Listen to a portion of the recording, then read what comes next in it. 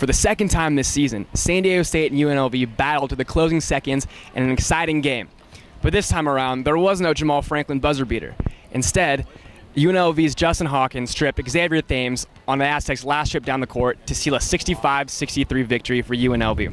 And Edward, there was a questionable no call on Jamal Franklin down the stretch that really seemed to turn the tide in the game. There was a lot of questionable calls, actually. I mean, in that whole second half, really, you had the Aztec bench just almost screaming at refs. I think Steve Fisher said at one point he pulled him over and the referee told him, I didn't see it. And he was like, well, give me a shirt and I'll see it, you know? So there was a ton of questionable calls, but we talked to Chase Tapley and Xavier Thames after the game, and they all said, look, this is a game we want to play. We don't want to be at the free throw line every time. We don't want to be shooting with the clock stopped, and we want to run and gun and have fun out there. And so while you take the bad with the good, I guess, I mean, there were a couple no calls, but, you know, at the end of the day, that lets them run. That gets them in their groove. That probably gets Chase Tapley going. He's not standing around the whole time. So it's one of those games, man, you're gonna win as many of these as you lose. So it's just, you got to take it with the good with the bad. And speaking of Chase Tapley, the Aztecs were down 37-29 at halftime, and then all of a sudden the second half rolls around, and Tapley just gets on fire. He scored 16 second half points, and he was the main reason why SDSU came back and almost won the game. Dude, he was just unbelievable. And we talked to him after the game. We were like, does somebody say to you have to just go? I mean, does the coach get in your face and say, do it? And he said, no, man, you just kind of feel it. You just get hot and you go. I think he understood what was happening. They were down by 10, 11. He only had 6 or 7 points, and he was just, all right, let's go. And he said he made the first one, made the second one, and then just got on fire. I mean, 16 points in the second half. And that's kind of thing you need from a guy like Chase Tapley. You know, they lost it with DJ Gay, where he would slow down the game and kind of make things going, and now they get that with Chase Tapley and Xavier Thames. And it's just a shame they came up short on a performance from Tapley like that.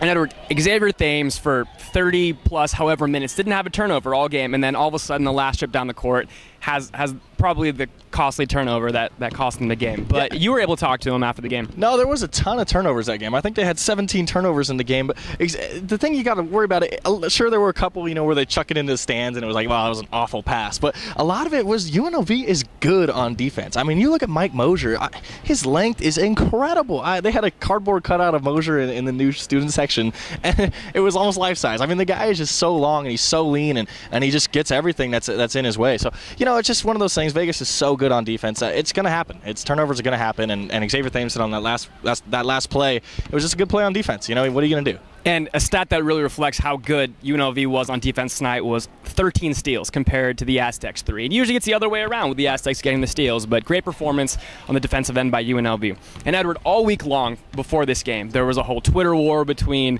the Rebellion, the new name for UNLV student section, and the show.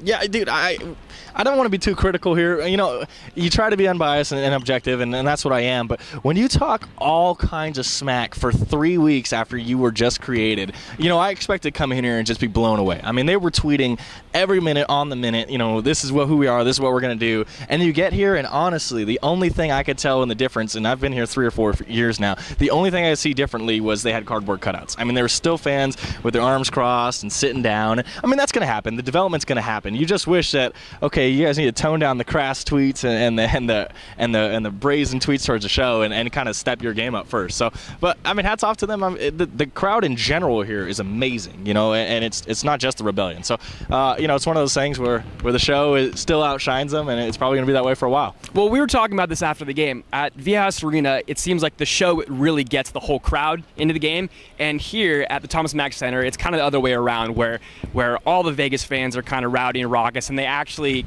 get the student section involved. And they had the show, or the Rebellion did have a really cool, huge Mike Mosier cutout that we really liked.